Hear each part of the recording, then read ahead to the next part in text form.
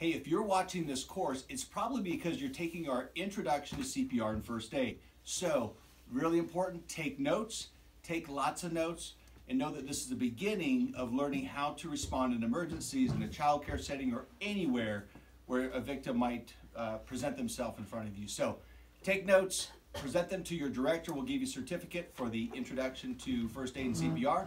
Welcome aboard. We're going to start with hands-only CPR. All right.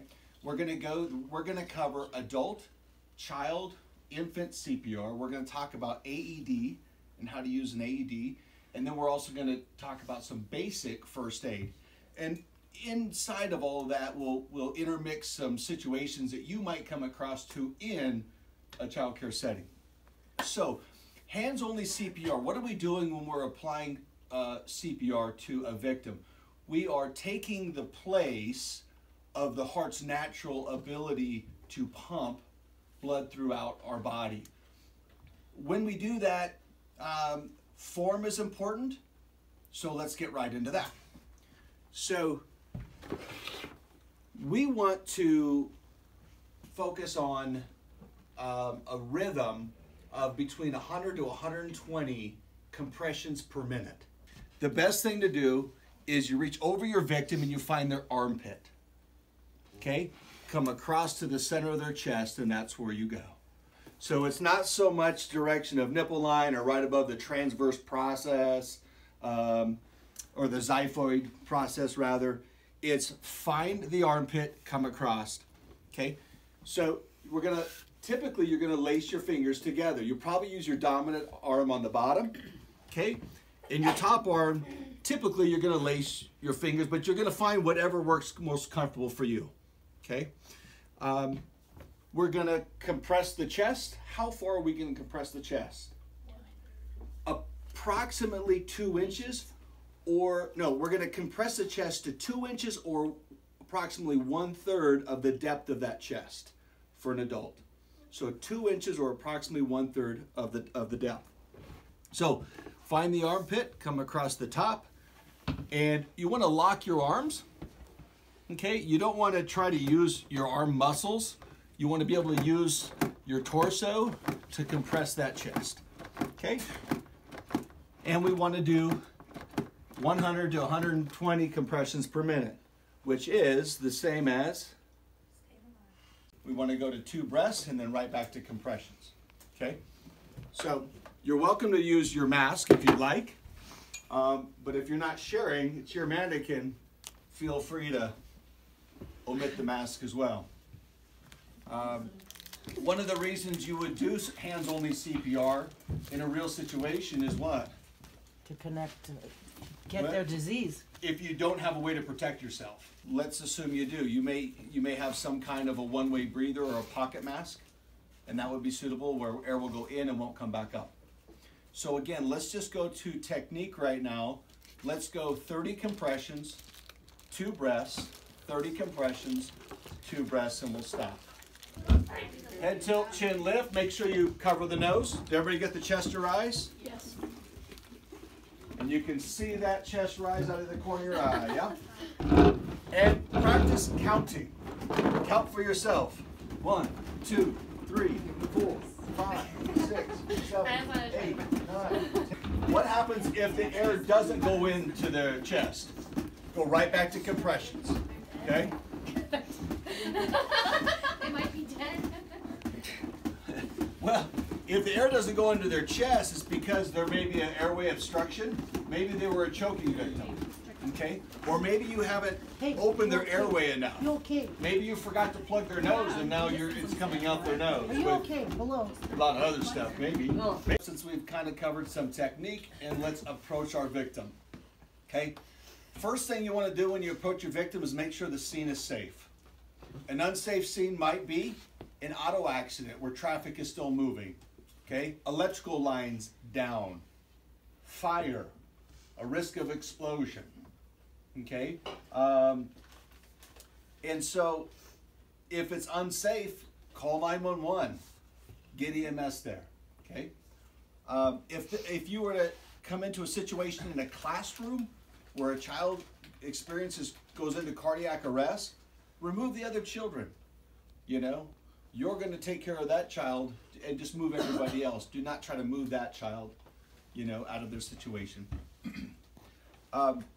If you begin CPR and the scene is safe and the scene becomes unsafe, what should you do? Leave the scene. Yeah, you've got to step back out of that situation, okay? All right. So, first thing we want to do when we approach a victim is what? Squeeze their shoulders. Check if the scene is safe, right? Oh, yes. All right, there we go. So is the scene safe? Now I want to address my victim, okay? Hey, are you okay? Are you okay? All right? Give them a good pat on the shoulder is one of the best ways to do that. They might have had a heck of a long night, and they may just wake up. All right? So I don't want to wake up in a park with guy's mouth on mine. Ever. Now you're sleeping off your lunch. Okay? So, hey, are you okay? Are you okay? I want to check for signs of life. A, B's, and C's. Airway, breathing, and circulation. I'm going to lift the chin. I'm going to open his airway. I'm going to look for chest rise. I'm going to listen and feel for air movement. I'm going to do that for no more than how long? 10 seconds. No more than 10 seconds. Okay? Scene is safe. Hey, are you okay? Are you okay? Check for signs of life. No signs of life. Call 911. Tell them we have an adult male that's in cardiac arrest and come right back. Like you didn't have a cell phone on, right? Oh, go home. Pick up the cordless phone. Call and then make sure you return. Yeah. Send me a text. Let me know if they're coming. The other thing is, if you are in a situation or in an area where you have access to an AED, what does an AED stand for? Yeah, right? Artificial electronic defibrillator. Okay? And so you want someone to go and get that. So if that happened here, you would send someone to the hospital. Fact is, they're probably going to beat you back in this situation, right? But there's places, lots of places that have AEDs, hospitals, schools, rec centers, all kinds of places. There's apps you can find them right on your phone. Yeah, the mall, all that kind of stuff. Call 911, get an AED, and come right back. Okay? Now I'm going to start CPR. First thing's going to be compressions. 30 compressions, 2 breaths. 30 compressions, 2 breaths. 30 compressions, 2 breaths. So you're going to do 5 sets of this, and then you can check for signs of life again. 5 sets will be approximately 2 minutes in. So about 2 minutes, which will be a series of 5 sets, you can check for signs of life again. What if the air does not go in? Okay, you can look to see if there's an obstruction. Okay, so if the air didn't go in the first time, I'm going to do compressions, and the second time I might look and try to give breaths. If I know this was a choking victim and air didn't go through, I would just stick with compressions. I would not continue to give breaths. Okay, so let's do this. Let's approach your victim. Hey, what do you do first? Make sure the scene is safe, right? All right, scene is safe. Approach your victim. What would be a scenario where you would stop? When the EMT gets there? When the EMT gets there, you're like, they're here. Hey, guys, come on over here, right? And go help them out of their vehicle. No. Do I When they grab take anything? over. He's over here. When you get Going stopped, until they- they're ready to take So over. when the EMT tells you to stop, because they're going to come over here, the first thing they're going to do is hook up an AED. They're going to do that immediately. And you just keep going. They will work around you. Okay? So when they tell you, okay, stop. What would be another scenario? You can't do it anymore. When you're completely spent. You physically cannot continue. Right? What else? What's another one? If they're breathing. Hey! If it works! What a great concept. Hold on, If they start breathing. If they start breathing, what should you do with them? Comfort them, just keep them calm. We want you to put them into a rescue position. Landon? Come on up.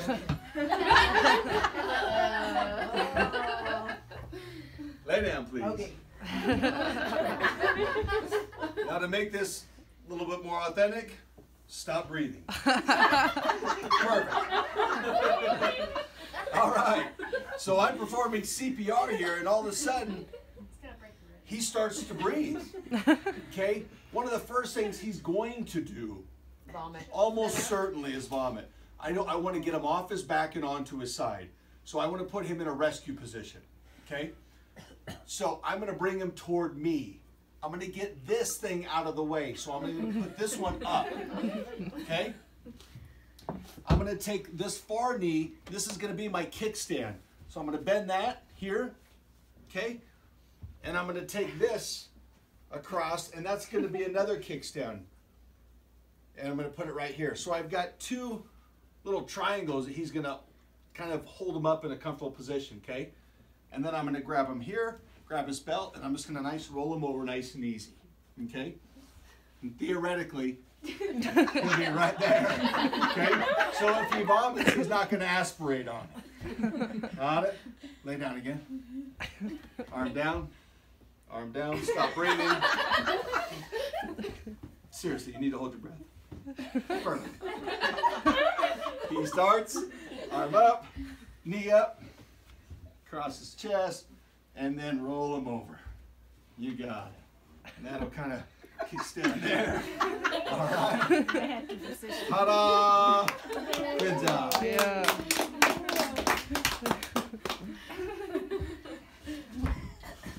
All right. Let's say there's two of you. We have two rescuers, because Crystal came back with the AED. Okay, and we'll put the AED on in right now. Let's do,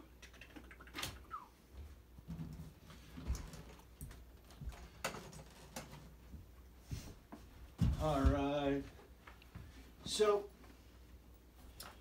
AED comes some kind of a package.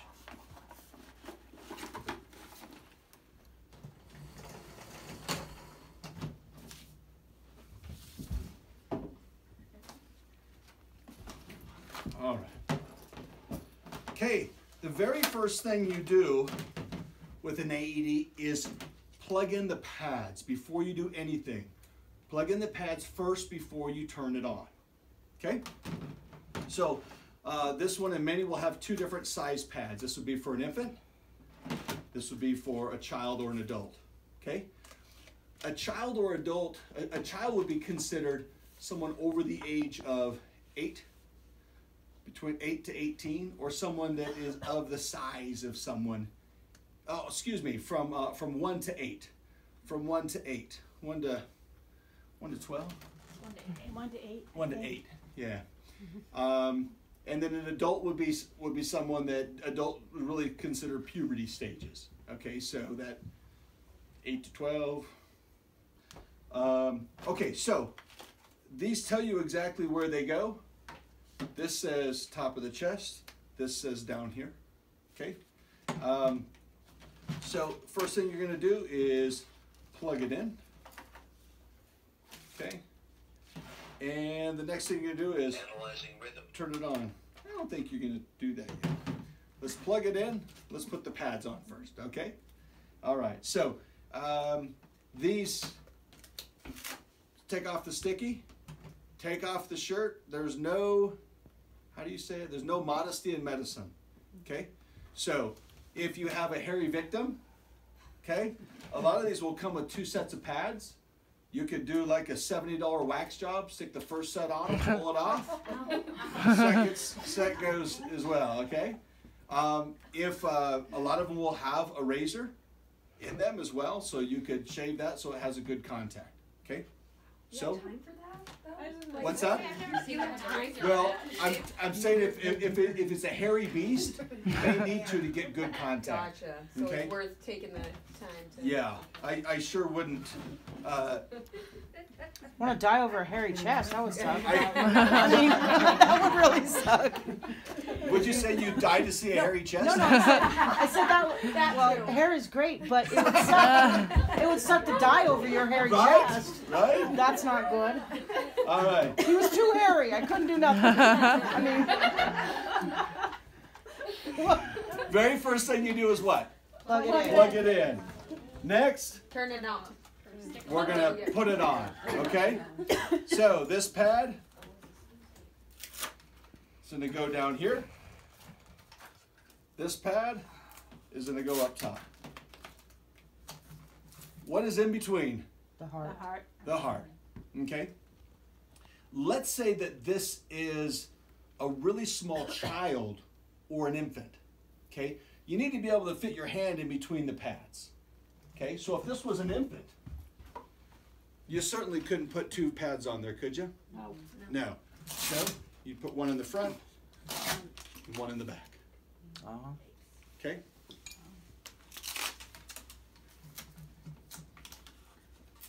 Are those conductors like a battery charger? Because when I plug in my charger, I have to make sure, if those two touch, do they do the same electrical currents like a charger would when it's on? No?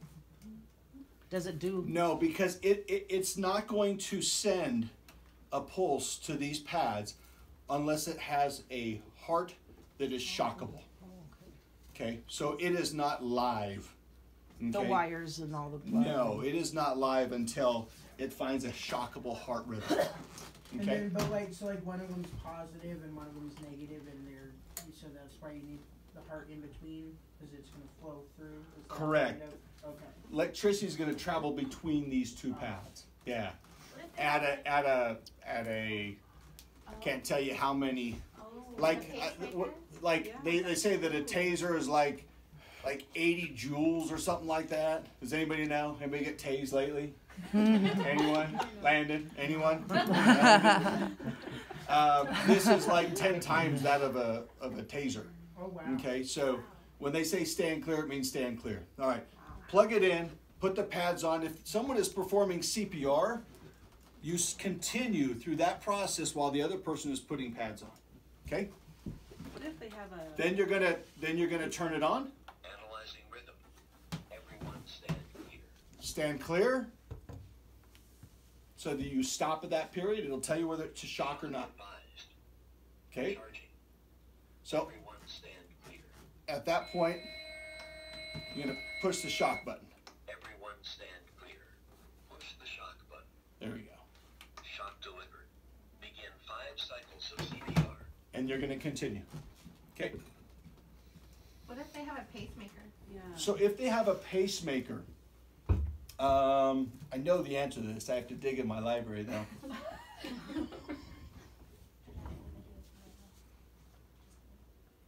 Gosh, we just covered that. We just talked about that. If they have a pacemaker, I want to say, gosh, what was it? 30 seconds of CPR. I can't remember. I'm gonna have to look. We'll have to figure that out. You either go to the back.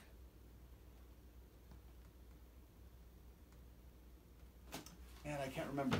It's a great question, obviously. Stop me. If they have a necklace, move the necklace out of the way. Okay? If they have jewelry, they're just going to get a little bit fried. They're going to have charcoal nipples. Okay? But we're not going to take time to take out any jewelry like that. But any other metal objects we want away from this area. Okay? So again, you're going to continue with those. You're going to leave that on. If EMS comes, this is going to remain on them. They will leave that AED on them as they transport that individual to the hospital. Okay? The important thing is get CPR started, get an AED there. Do not start CPR unless this tells you to stop. Okay? In a stand clear situation. Okay? 30 seconds of CPR. Questions on the AED? So you do 30 sec. Okay, you've shocked him, and it tells you to go back to doing the compressions. Correct. Then it tells you to get ready to shock again, or is it? Correct. So what it'll do in a second, because it said 30 seconds, it'll say stand clear, analyzing patient. So it'll reanalyze them. Okay. Again, it's looking for a shockable heart. It's looking for a shockable heart. Analyzing rhythm. Everyone stand clear. There we go. Okay. And that's when you hit that middle button? Well, I'm not yet. Not until it says. No shock advised. Begin cycles of CPR. Okay, so it did not find a shockable heart rhythm. Now, I want to tell you about what a shockable heart rhythm is. It's looking for, I want to say it's looking for I got it in my notes. Just listen to the AED, do what it says. Copy that? Mm-hmm. Any other questions about the AED? I have the answer, I think, about the pacemaker. If the patient has an implantable pacemaker or an internal defibrillator, Yeah. do not place the defibrillation pads directly over the implanted device. If the presence of an implanted device affects pad placement, place it as close to the recommended pad placement as possible. Perfect. Sounds good. Yeah. So we're close, but not over the top. And you'll see that it'll be like a, you know, like the cigarette pack in the landing, right? When you put your cigarette there, it'll look like a little square kind of protruding from the chest. Remember, they'll have their shirt off, so you'll be able to see anything like that. So, yeah. Okay. So let's go ahead and we are going to do. We're going to have two people. You're going to work in partners right now. And so you're going to do a CPR scenario, and we're going to get a pacemaker on board.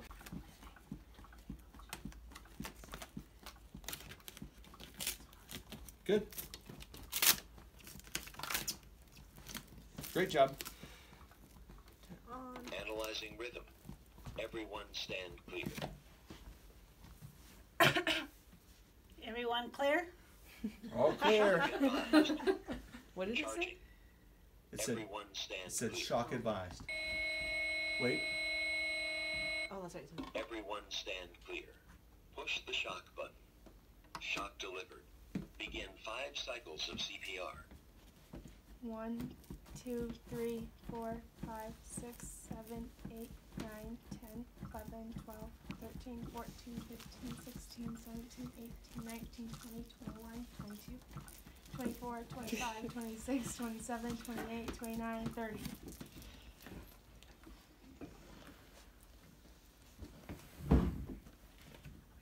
Yay, he came to life. Good job. Okay, Seconds so of CPR remain. let's talk real quick about partners in a CPR scenario. So you've come back, you've put the AED on, you were that was your 3rd cycle, right? So after 5 cycles, what would you do? Switch out. You would check for signs of life, and then you take over. Okay? Why? Because it's going to be exhausting. Yeah. Right? Between adrenaline and emotion and just physical exhaustion. 4, 5, 6, 7, 8, 9, 10, 11, 12, 13, 14, 15, 16, Just follow the instructions. 17, 19, 20. Here's my AED. Take it out. Plug it in. Laying in a puddle or it's raining, could you put the AED on them? No. Yes. Yes. If they just pull them out of a pool and they're soaking wet, could you put an AED on them? Yes. The only time you would not put the AED in is if they're submerged in water. Okay? They were submerged. Okay? Wouldn't you always have to pull them out of water? Yeah. Yeah, but what if you couldn't? What if their foot was stuck underneath a log and you had an AED and you had their head above? I mean, I don't know. Just drown myself. You're asking the question. I'm giving you a scenario. I can't see what other time you'd be doing CPR in the water, right?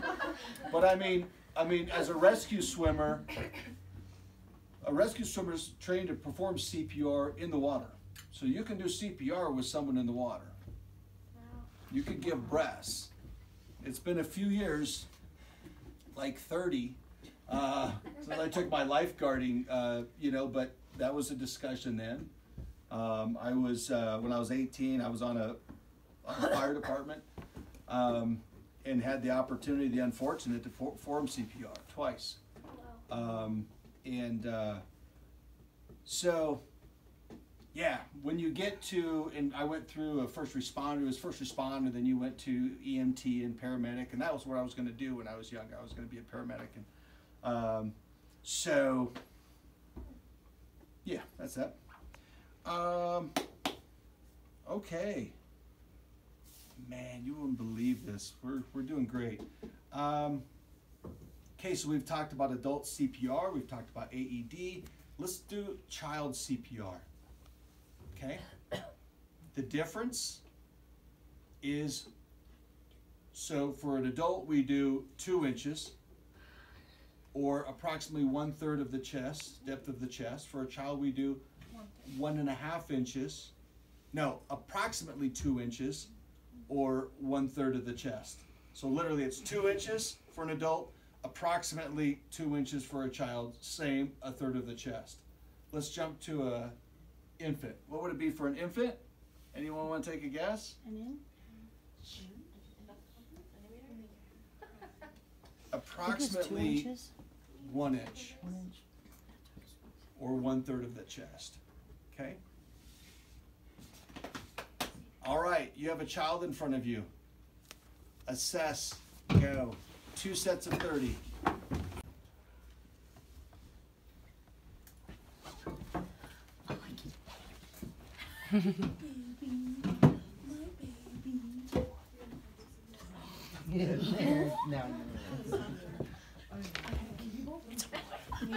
It's like 100 girls. Okay, so for an infant, That's not how you hold it. okay, I hold it. If their legs are strong, that's good. He's kind of bull-legged, honey. We gotta get some braces for him. This is a Western Colorado I was baby gonna say, he's a bull rider in the making. from Loma. They come out like that with the whole bow-legged thing. I don't know if you've ever seen that His before. name is Cash. Cash Montgomery. It's a Colorado baby, all right. So it's important to support an infant properly. You could do CPR on your lap. You could do CPR on a table with an infant. You could do CPR on the ground. Okay.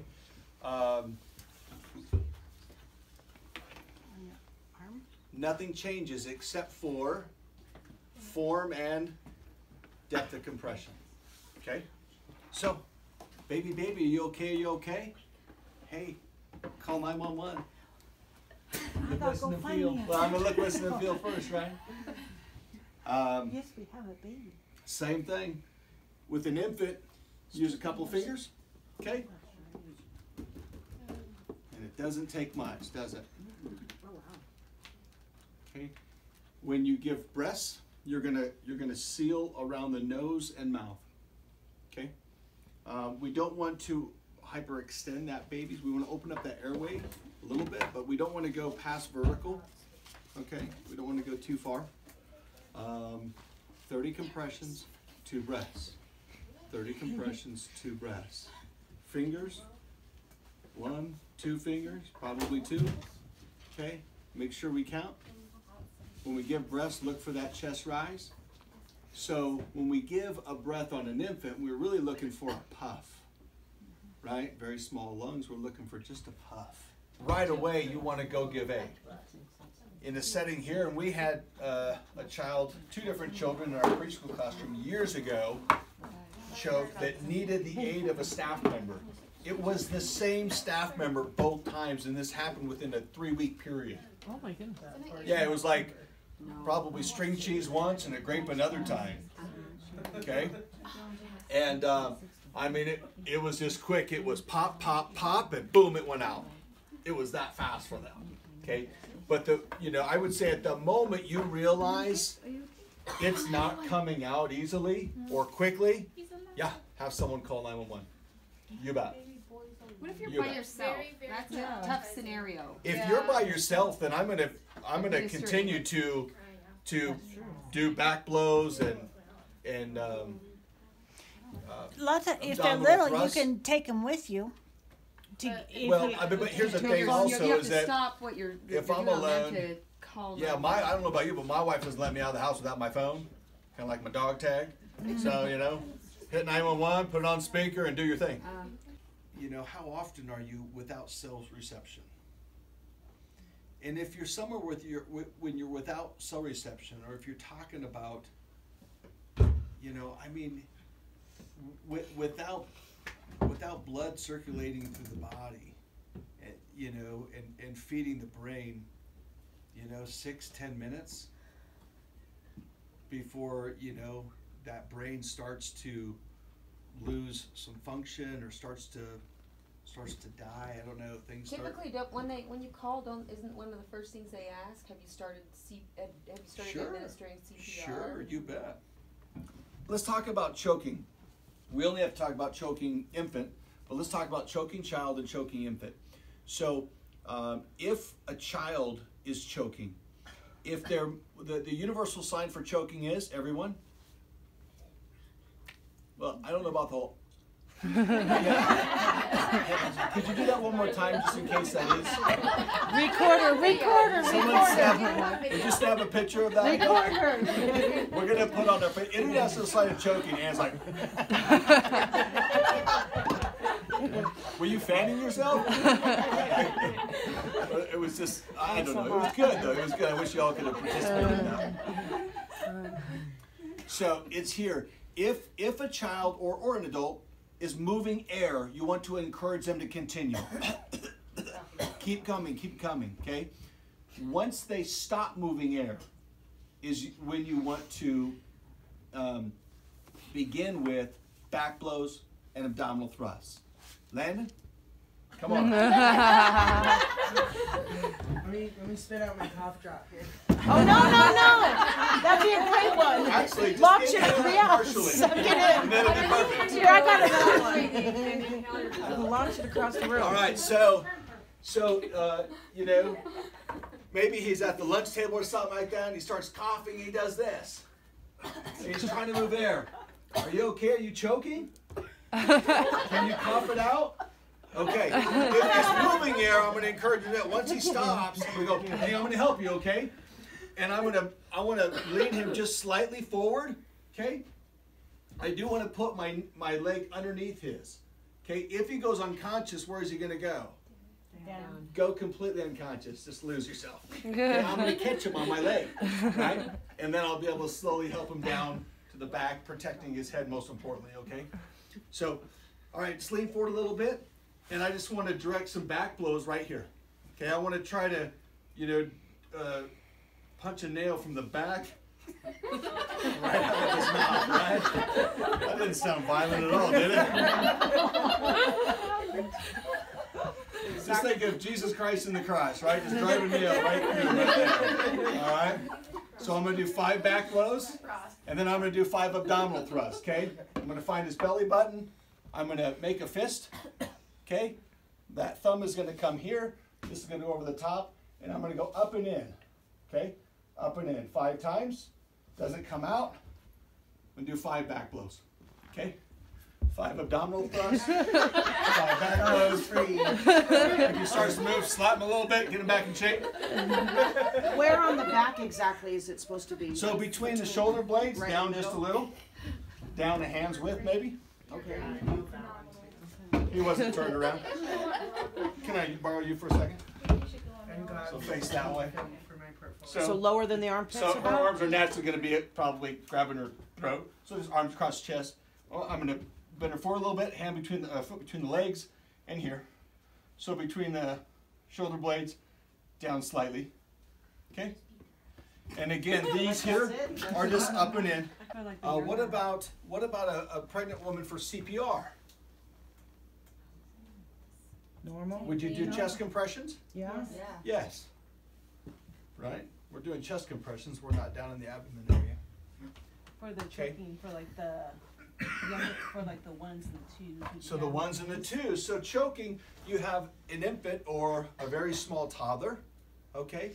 They're choking. So you want to always support their head. Okay? So I might support them here. Maybe like this. Okay, whatever's comfortable, that feels to me the best. So I can put them down on my legs, and I could do 5 back blows. 5, I'm going to support their head, roll them over, and I'm going to do 5 abdominal thrusts. Okay, turn back over, and 5. Okay, the moment you realize that's not coming right out, let's get EMS coming. Now, what happens then if a choking victim goes unconscious? CPR. We begin CPR. Okay? So if Landon goes unconscious, that's why I, have my leg underneath him, lay him down on his back, check for breathing. I've already notified 911, right? I've already sent somebody. Look, listen, and feel for no more than 10 seconds. Start compressions. How many compressions do we do? 30. Followed by how many breaths? 2. And how many sets before we check for signs of life? 5, which is approximately 2 minutes. 2 minutes, which is a good time to trade off with the next rescuer if you have someone to do that. Okay? Yeah. I feel like when I've taken first aid before, they've said something about like. If you're being critical of me, No, I'm no. really sensitive, and so I don't take constructive criticism my very well. first- So. I was just wondering if with choking they still do the like check if there's visible blockage and do the finger sweep. So finger sweeps are absolutely discouraged. Okay. So if they're choking, I am not sweeping in there. Right. If they're not coughing, not moving any air, then you Yeah. finger sweep anyway. Yeah, I like my little pinchers, and if they're conscious, going in the mouth with a conscious individual is tough. Now, Right. so I would say no. Now, under a unique circumstance, if you look in there and you're like, I can get that, right? Then, yeah, I might go for it then. But you don't want to push it in farther. You don't want to push it in. That's where like finger sweeps can be pretty risky. You only want to do that if you're confident that you can get it out and you're not going to lodge it in there further. Yeah. So that we always taught there was that judgment. If you think you can do that, 25 years ago, yeah, go for it. Just you always sweep and then you do it your thing. But now it's like, if you think you can get it out confidently, go for it. But it's more likely you're going to do that on an unconscious victim. Well, and if it's something finger sweepable, then they probably should be able to cough it up on their own. Yeah, I would sure think so. All right. Cool. Mm-hmm. Yeah, deliver some good back blows. All right. If you're feeding toddlers, little guys, you got to make sure that food provides a minimal risk of choking. Okay. So grapes for toddlers. What should we do with grapes for toddlers? Cut them in 4. Yeah, cut them up in 4 so they don't look like they could fill it, put a nice seal in their pipe. Okay. So if you're in a toddler room and we have a cook that's filling in and doesn't know these things, you need to speak up. Always advocate for your kids. Okay. Always advocate for safety. All right. So, and I'm not sure if it's rules or regs or if it's quality. I know 100% quality says, and I think rules and regs say that you need to be within arm's reach of toddlers when they're eating. Mm-hmm. Does anybody know for sure? Is it regs or quality? Is it regs? Yeah. Arm's reach. What does that mean? Sit and watch them eat. Right. Eat with them. Sit That with means them. we need to rethink about some of our time we spend at lunch with our tots, don't we? Don't go making the beds. How many times have you seen staff over here talking, or you go in and you're chatting with them at lunchtime and your tots are behind them? Don't do that. Do not do that. So if you're a tot staff, there are obviously times you're doing this and you're going to the cart over here, but that is game time for you, right? That's the most likely time that they may find themselves choking. Don't lose sight of your tots, okay? Stay with them, okay? Back and forth right to that table, okay? And don't distract your fellow toddler staff member during lunchtime. You want to talk to them? Sit at the table with the tots as well, okay? We should always be sitting at tables with your kids no matter what the age. That is also in licensing as well. All right. Questions on CPR, on choking, on AED? Okay, let's do a little first aid and we're going to wrap up. Okay. Removing gloves. removing gloves. I'm not going to put gloves on you, and I'm not going to put paint in your hands. Not today, because you guys do this 100 times a day, many of you. So, put your gloves on, okay? Dip them in blood and vial, okay? And think about, how do I get them out without touching my healthy skin, okay? And remove them now.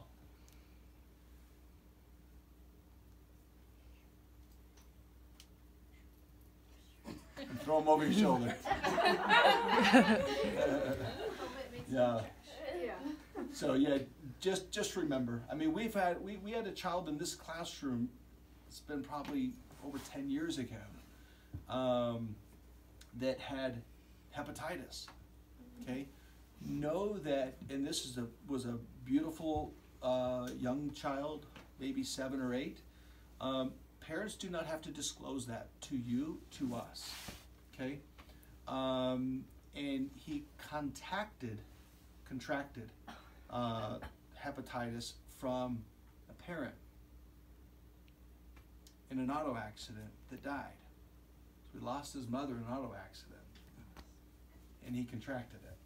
So this parent told us so that we would be more aware, and because how many times for a bloody nose have you rushed in without gloves?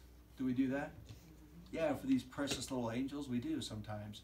So just always think about keeping yourself safe. Take that extra couple seconds. Hand them a paper towel and have them hold that up there while you grab your gloves. Make sure your first aid kits are stocked.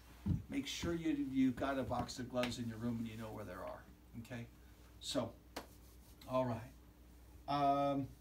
Finding the problem, using an EpiPen, controlling bleeding and bandaging. That's what we're supposed to cover. So, finding the problem. Think about a classroom scenario. Ours are typically pretty easy, right? But you have a child now wailing on the ground underneath a piece of large play equipment, right? Go to them, assess them, have someone get a phone or have someone grab the first aid kit. Your first aid kit should always be right within reach of the playground, which is right inside the door, okay? Comfort that child and do your thing. In this profession, you all know about how to comfort and assess, and so figure out what's going on with this child or infant without moving them, or toddler.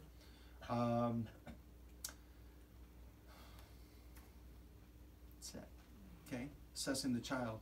EpiPen and inhalers. Let's talk about that real quick.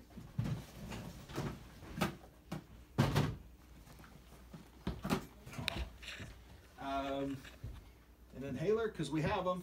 How many of you have med admin training? You have med admin certification?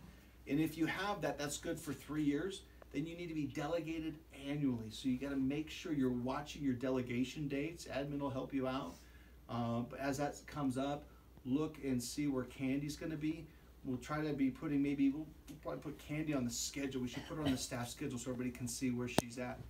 And she's changing her shift, so now instead of coming in to Junction at 6:30 in the morning when no one's there, but you or Tanya, she's going to come a little bit later, so hopefully she'll be able to make some more rounds. But she can delegate you once a year, and it's just having you pour a little bit of medicine and saying you know how to manage a couple things.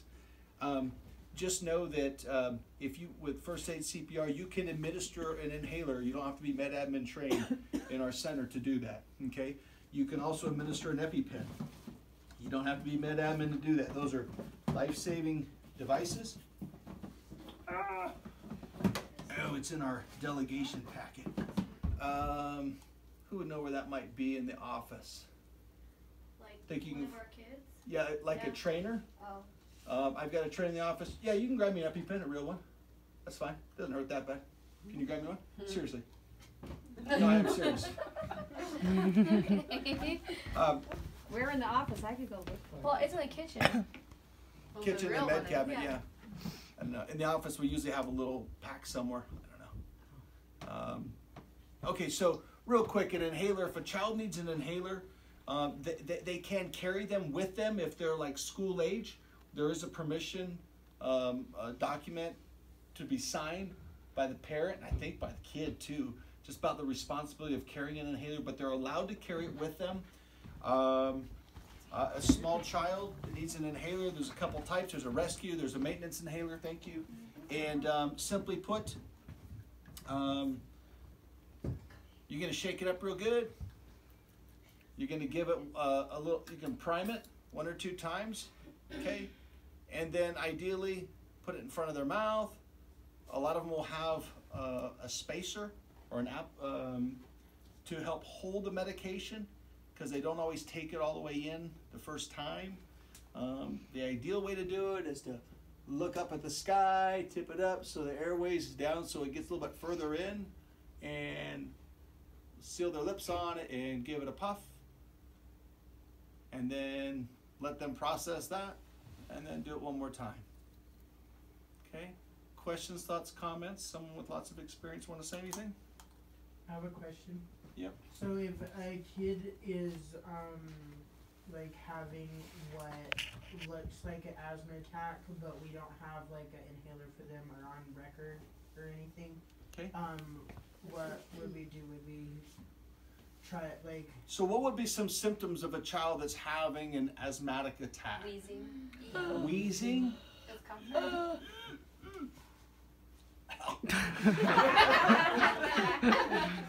That was traumatizing. I'm not sure what happened.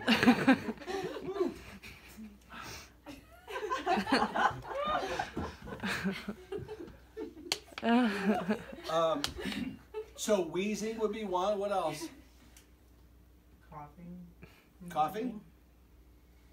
Heavy breathing. Panic. Panic, yeah, it could be getting a little flushed. Faint. Difficulty breathing, yeah. So if we don't have an inhaler, and you recognize this child's having a hard time breathing, right? Put the child in a comfortable position, okay? Sitting down, comfort them, relax them, okay? Have someone call 911.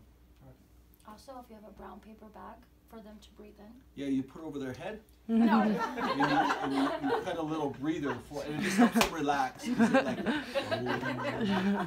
So that's a good one. I hadn't thought about that, but I remember that. I have in asthma, so my I know. firefighter I training. have 2 different inhalers. So you're suggesting they breathe into a paper bag? Yes, if they breathe in slow, and yes, it will calm them down. And get some essential oils. That I think a Snickers. They turn things around for you. A lot of home remedies at work. So yeah, I would call 911 because, you know, obviously if they're having trouble breathing, that could turn into a life-threatening situation, right? Okay. Landon, pick a volunteer. Pick a volunteer. Yeah.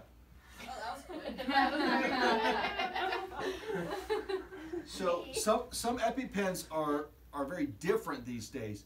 So I've not seen this EpiPen, and this is why once you've been med admin certified, you still need to be delegated once a year.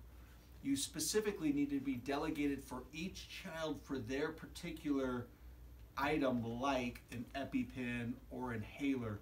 Inhalers come with different kinds of spacers and things like that, or a nebulizer is another thing you'd be delegated for. But this one, because there's EpiPens that cost in the neighborhood of $2,500 that talk to you and all these kinds of crazy things. No, I don't have a sample one here.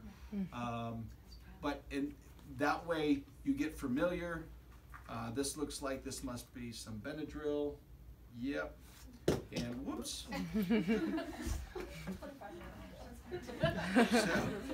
So this is going to have instructions in there as well. Okay. It says pull off both blue caps. How many blue caps do you see? Okay. Something tells me I'm just a little bit skeptical. It looks pretty good, but that's why I want my nurse consultant to look at this and to advise me and train me on this specific one. Okay. So, but yeah, you're going to pull off that cap. You're going to end up holding it like this, and you're going to inject it into their leg. Now, before you do that, you might want to have somebody talking to them, holding them down, holding them still, calming them, okay? Because once that goes into their leg, the little needle will pop out. You'll hear a little click, okay? You need to hold it in there for how long? 10 seconds. 10 seconds. 10 seconds, and that's a long time with a needle in a little dude that's like, no! Right? So you want to give it a swing. Can you go through clothing? Yes. Okay. Jeans, fine? Yeah. Okay. Once you're done with that, you want to put that in a safe type of a container. And then when EMS comes, that needs to go with EMS. Okay. So, yes, it was one of our staff members that got stung by a bee, so she grabbed her EpiPen, stung her right in the toe, grabs the EpiPen, sticks her foot. Katie. Yeah. Yeah, oh, Katie. It hurt like hell, so we heard. Yeah, so we want to go into that, that healthy, meaty side of the leg. Okay? Not where the bee stings you. Oh, jeez. That's what she thought she was supposed to do. Are you supposed to write the time on the EpiPen, right? Somehow, when if you have an idea when. Writing the time down is always a good thing. Sure, you could do that. And yeah, on an EpiPen, I think you should write down the time. I think it is advised. I would write it somewhere where they could see it, maybe on their arm. Okay. If this is a bloody victim, and for example, you were to put a tourniquet on an individual, take some blood, write the time on their face, for real. Yeah, time's a big thing. We're not going to get into things like stroke, but stroke, when you recognize signs of a stroke, you want to notate that time that the symptoms began. Questions on an EpiPen? Everybody take your right hand, make a fist. Pull off the caps. Pull off the two blue caps, or orange. Item. Find your sight. Point at your sight. Give it a swing. Hold it for 10 seconds. It's a long time. Take it out. Do not throw it over your shoulder. Put it somewhere safe. Well, let's wrap up with some bandaging. Let's bandage some boogers. Come on. If you'll put that on there, and does everybody have some kind of an ace wrap? I used to. We've got one here, one there, some of you do. I want to show you a cool knot to tie this on, okay? So if it's me and her, I'm going to unwrap it a little bit. Would you apply pressure right there on top, because that's where the wound is, okay?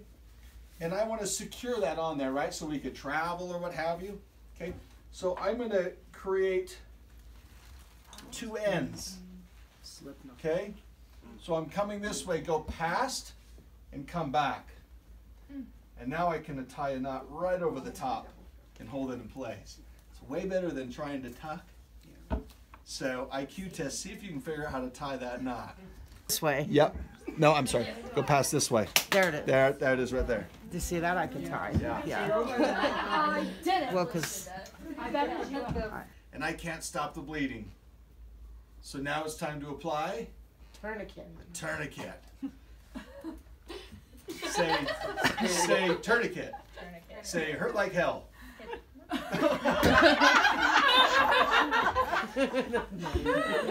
sorry for you. So if we apply a tourniquet, we want to make sure we're not doing that on a joint, and we want to just be as close to, but just slightly above the injury, right? And so there's all kinds of professional types of tourniquets that you can use, okay? I don't have such a thing, but I have a rusty pipe.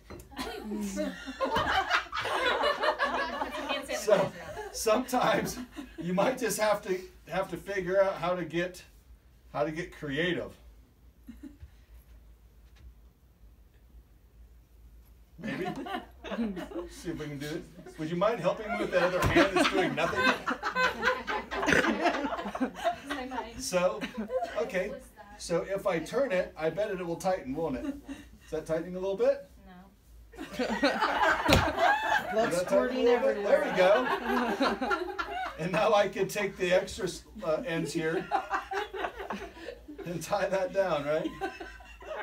Is that And so I you can can do make one it on the other really side. tight? What's that? Is that so it's really tight? Like It's so it's really tight. supposed to be really so what tight? you need something to do is you need something to twist and choke down, okay? And then you just need to secure that in place, okay? how tight do you think? Sure, you could use a belt.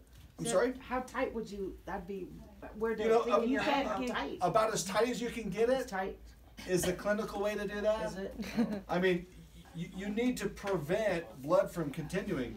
You do it until it stops spurting, Oh. right? As much as she can take, or regardless, until I can stop that bleeding from coming out, okay? And then you'd want to secure that, and then you'd leave that on there. Once you apply a tourniquet, you never take it off. Never, never, never. What's that? Is it? Arms turning black. Okay. Always let professionals remove a tourniquet.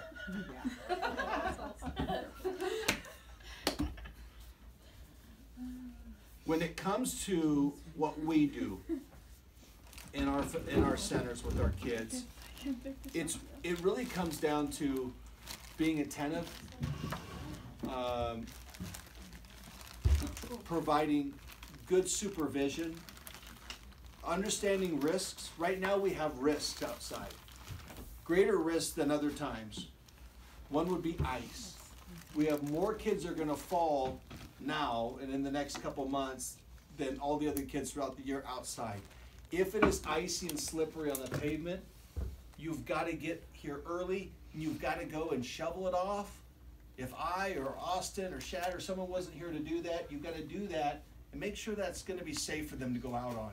The play equipment, the platforms, if there's snow and it gets compacted, and you let them go up on there and they start stepping on that and it packs it down and then it starts to warm up and melts and gets icy, it's a disaster. So you've got to make sure your playground is safe outside. You've got to make sure as kids are coming in, they're stomping their feet, right? They bring all that wet snow into the classroom and then all of a sudden now you've created an ice skating rink inside.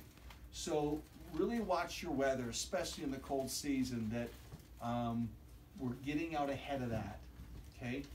So if it's cold and snowy, kids are going to come slower. So you should have staff to be able to go out, so dress warm and go out and make sure you've got some safe area. You know, if it's a school day, you can go out and cut a little path if that's all you need to do, so they can get across those slippery areas. Once they start stepping on that pavement on snow, it gets slippery. So, yeah, just be attentive to your kids, watch them, listen to them. Make sure your first aid packs are loaded up always. And know that whether this is your second, third, fourth, fifth, sixth, seventh time of taking this class, it's all just repetition. It's all repetition. And the more you do it, the more natural it comes. You know, hopefully you have access to have EMS either on the phone, guiding you through, or, you know, you've got a couple people that between the two of us, we can pull it together, right? Help each other through that situation. So thank you, everyone. Thank you. If you like this video, make sure you hit the like button and subscribe.